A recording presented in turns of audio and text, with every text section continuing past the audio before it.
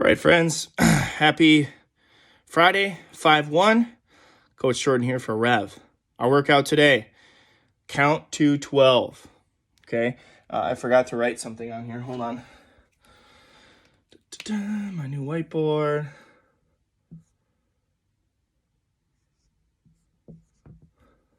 Okay, for you mathematicians, yes, 1 is less than 12, but that also signifies that our workout today is an ascending ladder. Let me find my focal point here.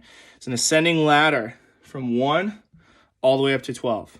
Okay, so our movements today are air squats, sit-ups, and hang power cleans. The hang power cleans are on each side. Okay, so when we start our workout, 3, 2, 1, go, we start with 1 repetition. So I do 1 air squat, 1 sit-up, 1 hang power clean on each side. So 1 left, 1 right. When I get to number 2, 2 air squats, 2 sit-ups, 2 hang power cleans on each side. So a total of 4. When I get to 3, same thing. 3 squats, 3 sit-ups, 3 each side of a hang power clean. Depending on your equipment, this workout could look a little different. So let's talk about it. Pretty straightforward today with 3 movements. Okay, but I want to talk about each one.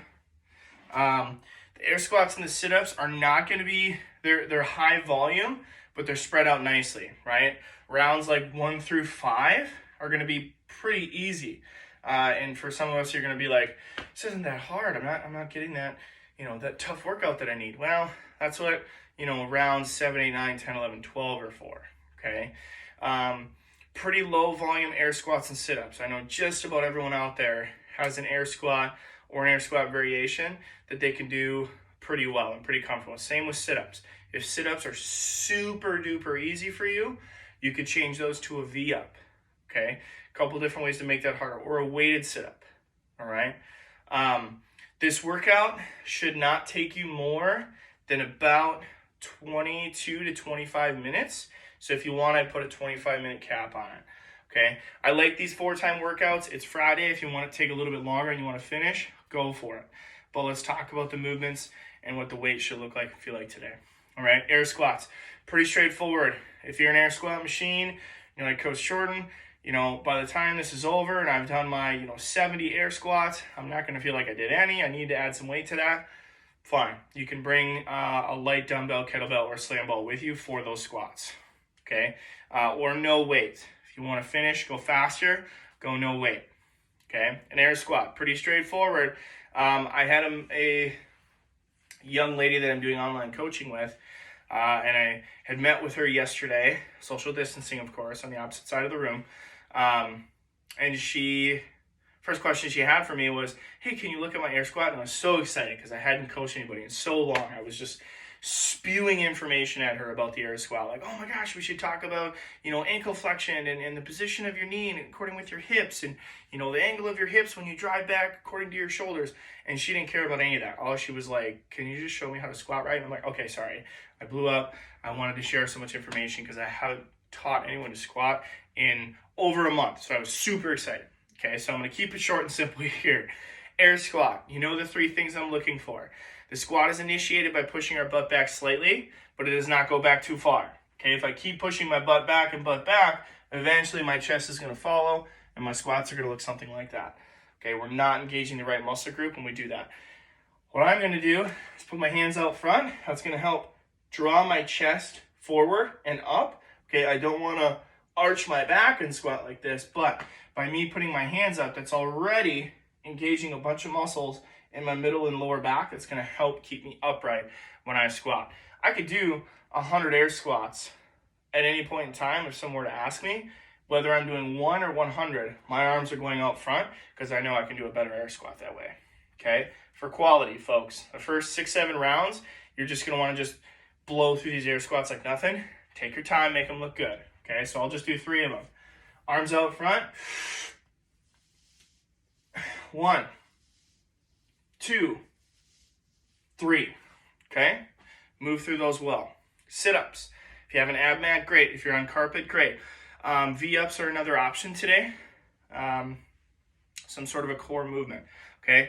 The first 2 movements, the air squats and sit-ups, are meant to be not that bad. right? The first couple rounds you're going to feel fine. The hang power clean is going to be the punch to the gut kind of movement for today. So depending on what you have, this is what it may or may not look like. I'll start with the dumbbell. The hang portion of this movement means the dumbbell does not touch the floor in between my reps. A traditional power clean would come from the floor and go directly to my shoulders. A hang power clean means the movement starts and is initiated at the hip, okay? For most of us, we might go between our legs because that's going to allow me to keep my shoulders pretty square, and I feel really confident, much like doing dumbbell snatches. I'm coming from between my legs. I got a lot of pulling power there. You could do these outside your hip, okay?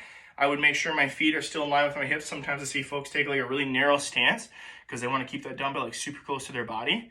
We're more stable in this position. Feet shoulder width apart, hinge forward, jump and catch to your shoulders. Your feet can leave the floor when you jump, but they don't have to, okay? All we're trying to do is get some good hip extension to help me drive that dumbbell to my shoulder. Back up. If you watch me from the side, this dumbbell does not go below my knee. So often I see folks reaching for mid-shin. Don't do that. All we're trying to do is load up our legs to help us jump and catch, initiate that hip extension to send that dumbbell to our shoulders. So let me do 2 of them here. 1, 2, okay? The movement, notice, does not start at my knee, okay? I'm getting a little over coachy here, but that's okay. So often with this movement, folks come right from their shoulder, go down to their knee, and then pause from here, and then go. Pause at your hip. If you're going to pause anywhere, pause here so that the movement is a hinge, jump, catch. It's not a hold, jump, catch. That's going to put a lot of strain on your back throughout this movement, right? It'd be just like a kettlebell swing. You'd never pause your kettlebell swing back here and be like, oh, this is exhausting while holding onto that object. You would just stand up straight, rest, and then initiate your swing again from there. Same with this hang power clean. We're not resting at the bottom. This movement is initiated at the hip, brace and ready to go, hinge, jump, catch, okay? So let me go through a round of this really quick. I'll go through 2 technically, just so you can see it. I won't do the sit-ups, but I'll do everything else, okay? So I have my dumbbell, 3, 2, 1, go. 1 air squat, 1 sit-up, hang power clean each side, starting at my hip. 1, switch sides, 1. Done. On to the next round. 2 air squats, 2 sit-ups, 2 each side. 1, 2, switch hands. 1, 2. Done. So on and so forth. Okay? The rep that you're on is the number of hang power cleans you're doing on each side. Okay? Kettlebellers. A couple different ways you can do this. You can slow it down a little bit, make it tougher by doing a kettlebell power swing with 1 arm. So if I was doing my round 2, 1, 2, switch arms, 1, 2. You could do a power swing. If you're really efficient with kettlebell cleans and you're confident in that movement, they could look like this. Starting at your hip, 1, 2, switch sides, hinge and catch, hinge and catch. Okay, only if that kettlebell's not going to beat you up too much. Otherwise, switch to a single arm kettlebell swing or a single arm power swing. Remember the difference. I'll say I was on round 3.